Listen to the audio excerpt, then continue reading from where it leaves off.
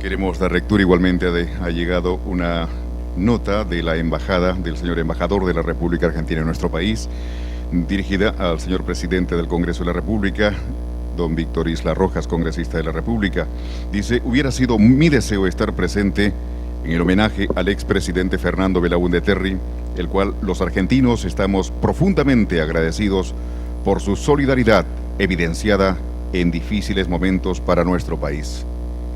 Dado que a la misma hora se conmemora el Día Nacional de la República Dominicana, no estaré presente, pero la Embajada de la República Argentina no quiere dejar pasar la ocasión para expresar su homenaje al arquitecto Fernando Belaúnde Terry. Reciba un afectuoso saludo, don Darío Alessandro, embajador de la República Argentina en nuestro país.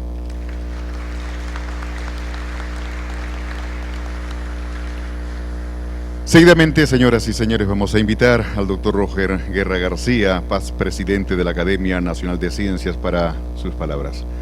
Doctor, por favor.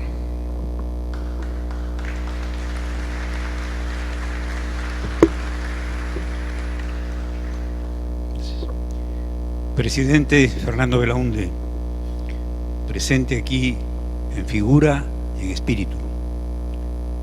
Señores congresistas de la mesa, compañeros de la exposición, señores autores de los 23 capítulos del libro, señoras y señores,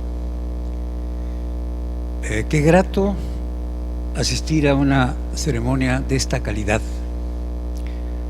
a esta sala colmada por gente valiosa que trabajó 10 años al lado del presidente Belaúnde y que lucen ahora su honestidad y su lealtad. Es realmente reconfortante que nuestro país, en momentos como los que vivimos, se congregue, gracias a la figura extraordinaria de Belaúnde, un grupo como el que ustedes conforman. Yo en realidad no sé por qué cierro pero debo agradecer la invitación del congresista Mesías Guevara, y el tema con el que contribuyo es Belaúnde y su interés por la ciencia en el Perú. Esto ahora es casi esotérico. Imaginen ustedes lo que sería hace 50 años. En su momento voy a ocuparme brevemente de ello, pero me ha parecido mejor frente a este libro, que me atrevo a calificar de excelente. Es un libro reflexivo que invita a ver hacia atrás y salen las concatenaciones, las explicaciones a ello. Sugiero su lectura. Yo lo recibí el fin de semana y lo leí de principio a fin. Mi intervención entonces va a ser solo parcialmente la que aparece en el capítulo. Y a dir acá opinión sobre la calidad del libro, que es extraordinaria. No es un cúmulo de elogios, generalmente el lenguaje hiperbólico que los latinos empleamos, no. Es una descripción de lo que se hizo y con frecuencia la justificación de por qué se hizo. Creo que sería un libro de todo el agrado del presidente Belaúnde, austero, sobrio como él. Les recomiendo su lectura. Nos han asignado 10 minutos y yo prometo cumplirlos. Y voy a revisar varias de las otras intervenciones, la mía con alguna extensión. Hay una interesante introducción que analiza lo que se presenta en el libro, como es natural, y tiene el acierto de recoger de uno de los trabajos, el de Víctor Andrés, cuál fue la generación de Belaúnde. Los hombres no actúan solos, son parte de una generación, de una región, de un momento. Y se señala, y se repite después, que él estudió en ese gran colegio que fue La Recoleta, y que sus compañeros de promoción fueron gente nada menos que como Víctor Alzamora Castro, de la misma generación, y algunos más que no voy a repetir sus nombres. Y salto de esta generación peruana a lo que fue su generación internacional, que la analiza muy sobriamente el presidente Sanguinetti del Uruguay, cuando dice que los 60 fueron una época de demócratas de visión larga, y menciona a Juscelino Kubitschek y su sueño de Brasilia, menciona al presidente Frei, menciona también a Kennedy. Kennedy es contemporáneo de todos ellos. Califica y describe con su acierto, inteligencia habitual, diciendo que, sin embargo, con toda su calidad, este grupo de gobernantes y líderes latinoamericanos siempre tuvo el temor al cuartelazo, el temor. Veo luego, puesto notas para no perderme en el libro, que tiene 290 páginas. Otros comentarios que me han llamado la atención, intervenciones, ¿sí? En lo que al capítulo que he escrito se refiere, está escrito. Los años 60, la actividad científica de Perú se limitaba a 2 o 3 institutos en medicina, la biología de altura, en geología, en ciencias de la tierra, y algo en agronomía, en nuestras plantas y estas cosas. Y Belaúnde tuvo la visión, cuando no, de decir, sin desarrollo científico no vamos a tener un desarrollo sólido, verdadero. Lo dice desde su mensaje a la juventud del año 56. Ahí dice: debemos mejorar la producción del agro imitando tecnología de los países nórdicos, lo dice textualmente, y lo dice más de una vez. La pregunta es: ¿por qué fue sensible Belaúnde a la ciencia? Porque él fue un maestro universitario, y en su universidad, la antigua Escuela de Ingenieros, él alternó con ingenieros y con matemáticos y aprendió a respetarlos, ese aprecio que tiene el que está seguro de su propio valor. No como tantos posteriores gobernantes que desafortunadamente tienen temor de alternar con el científico o con el profesional siquiera. Para él era familiar, tenía una particular simpatía por los médicos y él era muy sano. Fueron varios distinguidos, y acá nos acompañan 2 de ellos, colegas que lo acompañaron en su gestión.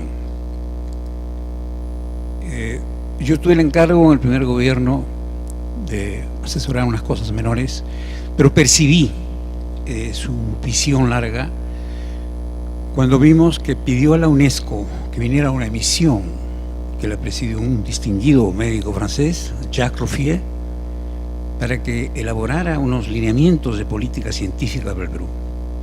Vino, lo hizo, pero cuando no, elaborado el documento, terminó el gobierno, vino el golpe de octubre del 68.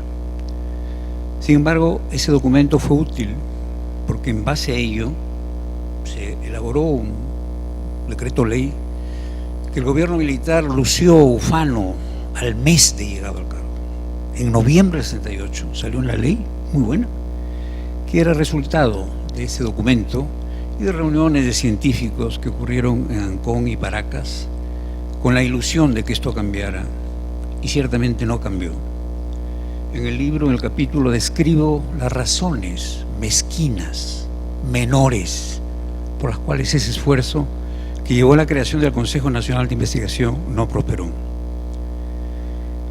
Llegó su segundo gobierno, Belaúnde, y al poco tiempo se creó el Consejo Nacional de Ciencia y Tecnología, el CONCITEC, que tuve la distinción de dirigir desde su inicio, y que fue posible por la convicción que nuestro presidente tenía de la importancia de ello, y por la convicción política también de 2 grandes figuras de Acción Popular: Javier Arias Estela, aquí presente, canciller, que apoyó de su despacho todo lo referido a CONCITEC, y Manuel Ulloa, ese hombre de visión larga que apoyó a CONCITEC. Se hizo algo, se inició CONCITEC.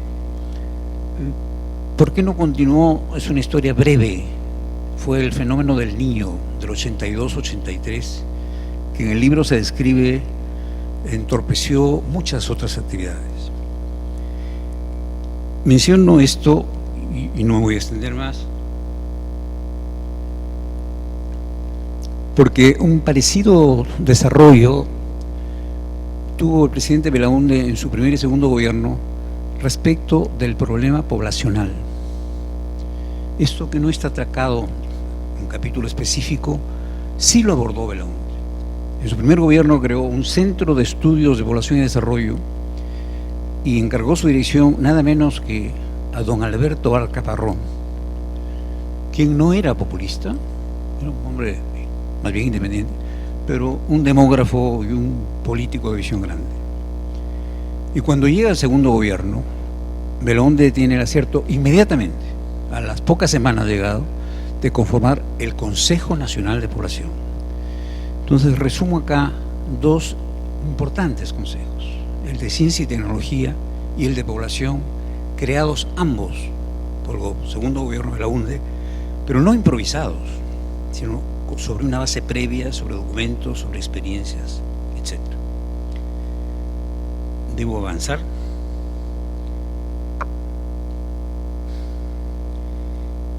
Y tengo para comentar a ustedes de este aspecto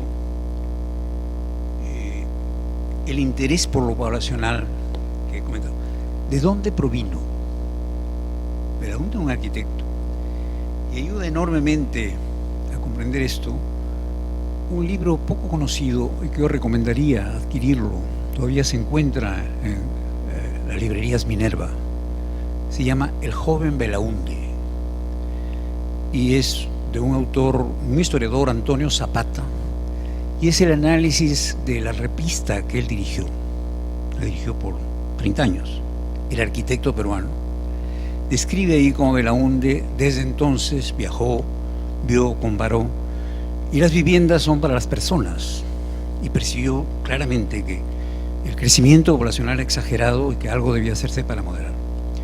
Vean ustedes cómo esa mente privilegiada que estamos elogiando esta noche hilvanaba los asuntos y buscaba las salidas, las soluciones. Y este no era un tema fácil.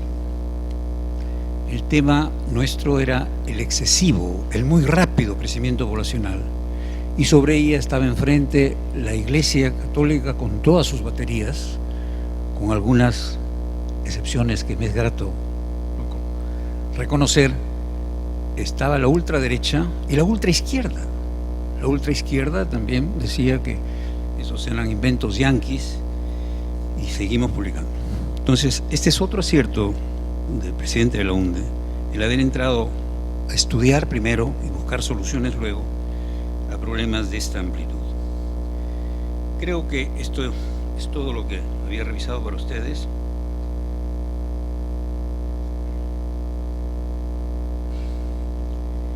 Hay un artículo de Gastón Acurio Velarde, se llama El Perú como doctrina, aporte de Belaúnde al siglo XXI. Me llamó la atención el título y leo el párrafo que le corresponde. Dice: el desgarramiento que el Perú había sufrido al ser colonizado por los españoles se manifestaba con el rostro de una vigorosa discriminación contra los sectores provincianos y más aún serranos. Belaúnde hizo regresar los ojos del costeño hacia el Ande y lo hizo sentirse orgulloso de él, de su pasado y de su fuerza. Y sigue: el serrano, que jamás había aceptado esta discriminación, se sintió más fraterno y más unido a sus compatriotas de la costa y la selva. Belaúnde hizo ingresar el poncho al Palacio de Gobierno y Acción Popular tomó de la Minca y el Ainu su propio nombre y los hizo ingresar como fundamento de su propia doctrina. Todos los peruanos sienten ahora orgullo de la cultura ariguina y de su pasado inspirador. Es fundamentalmente esto lo que quería decirles, reseñarles, sumándome a este homenaje.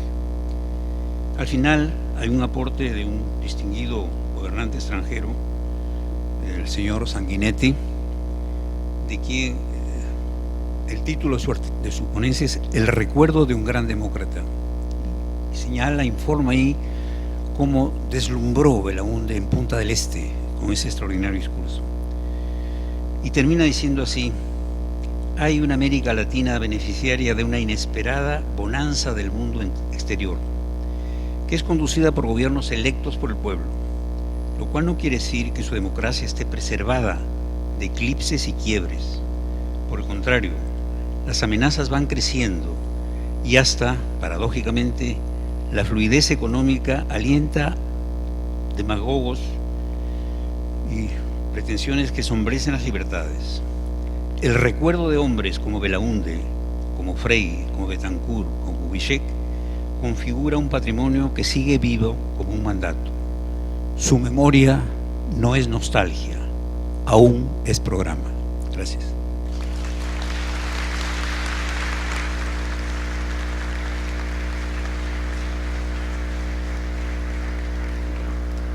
Gracias, doctor Roger Guerra García. Bien, queremos transmitir un saludo del Colegio de Arquitectos del Perú, Regional Lima, al señor decano del Colegio de Arquitectos de Lima, el arquitecto Enrique Arizpe Chávez, presente, en este homenaje que se rinde al arquitecto Fernando Belaúnde Terry, que es justamente un ilustre miembro del Colegio de Arquitectos del Perú, y hace poco, recientemente, se develó un busto hermoso para perennizar e inmortalizar la imagen del arquitecto Fernando Belaúnde Terry en el frontis del Colegio de Arquitectos del Perú.